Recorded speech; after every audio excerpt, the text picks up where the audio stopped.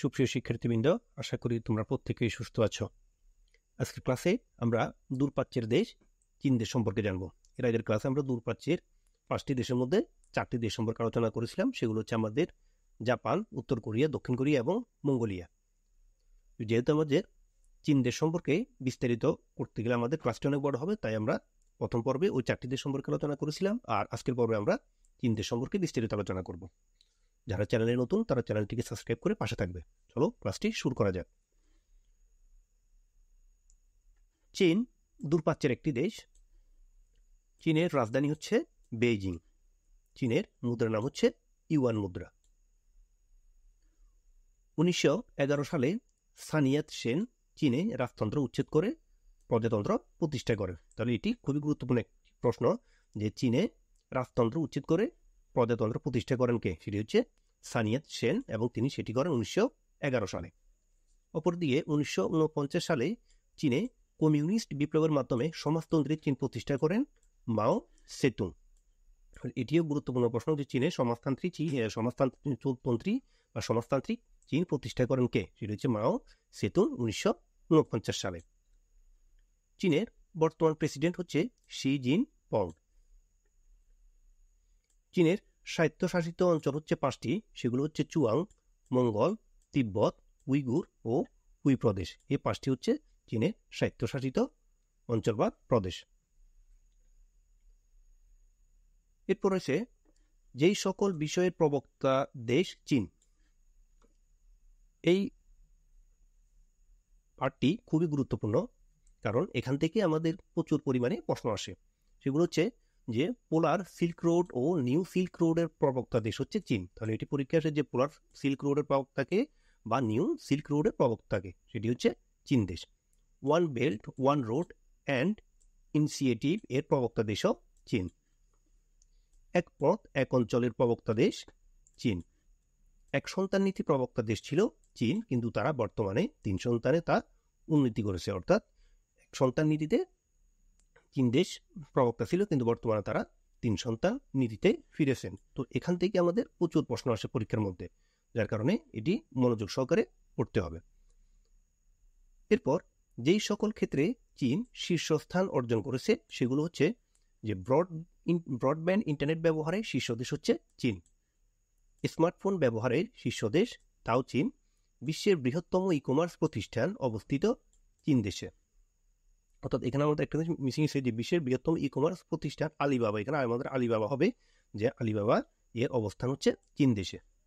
ধান, গম ও খাদ্যশস্য উৎপাদনের শীর্ষ দেশ হচ্ছে চীন। পোশাক শিল্পে বর্তমানে চীনের অবস্থান হচ্ছে দ্বিতীয়। এটা কিছুদিন আগে পোশাক শিল্পে চীনের অবস্থান প্রথম ছিল, কিন্তু সাম্প্রতিক এক জরিপে চীন পোশাক শিল্পে দ্বিতীয় স্থানে চলে গিয়েছে এবং প্রথম স্থান অর্জন করেছে বাংলাদেশ। যার কারণে এটি একটি এখন গুরুত্বপূর্ণ টপিক যে চীনের পোশাক শিল্পে বর্তমান অবস্থান কত, সেটি হচ্ছে দ্বিতীয়। এটি খুবই গুরুত্বপূর্ণ প্রশ্ন। মাছ মাংস উৎপাদনে শীর্ষ দেশ চীন।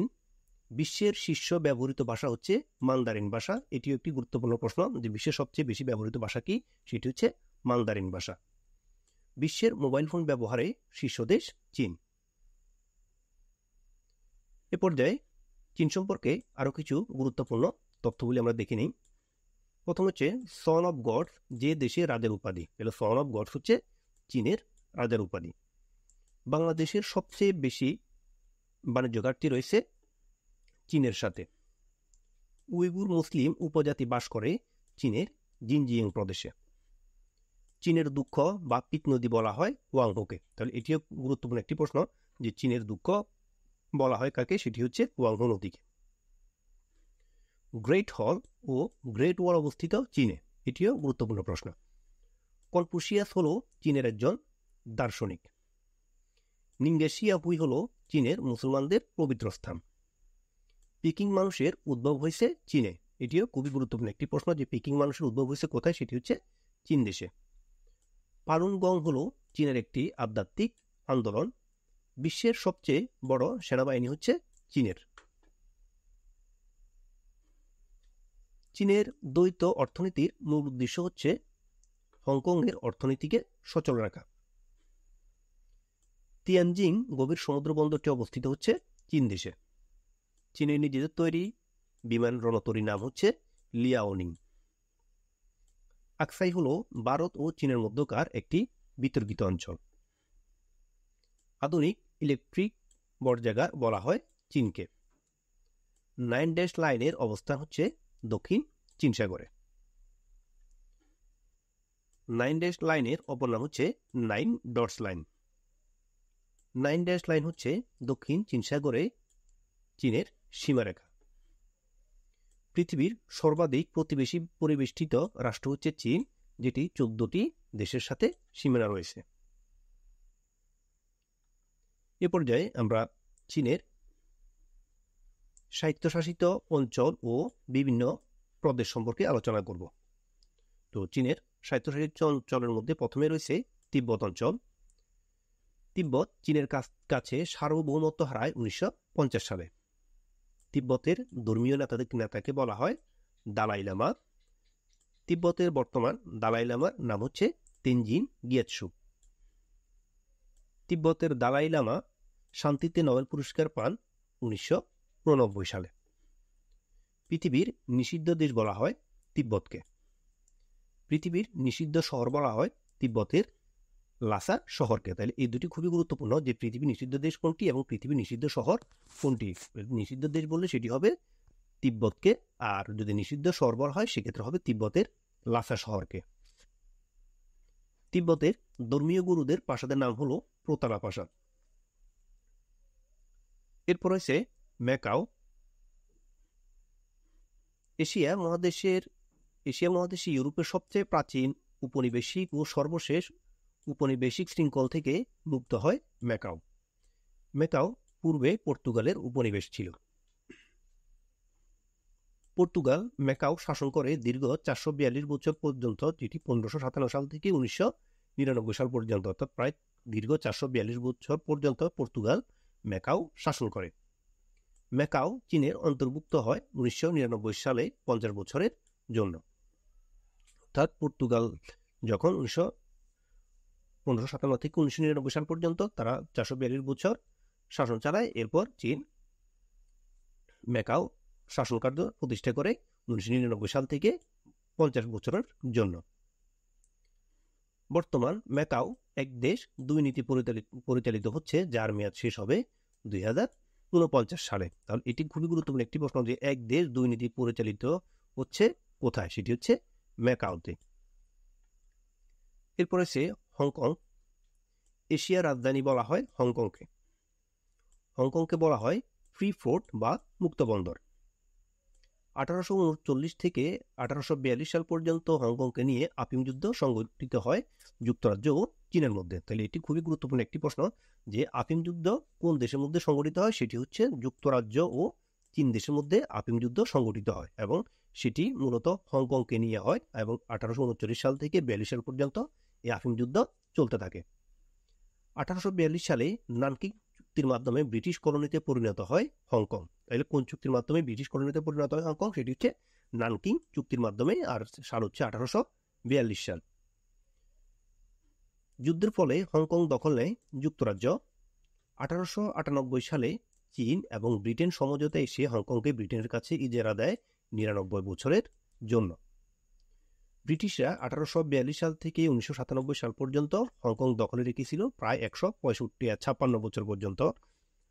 যুক্তরাজ্য 50 বছরের জন্য চীনকে হংকং ফিরিয়ে দেয় 1997 সালের 1 জুলাই, এবং সেই থেকে বন্দরটিতে এক দেশ দুই নীতি চালু রয়েছে, অর্থাৎ হংকংয়ের জন্য চীনে এক দেশ দুই নীতি চালু রয়েছে। চীনের দ্বৈত নীতির মেয়াদ শেষ হবে 2047 সালে।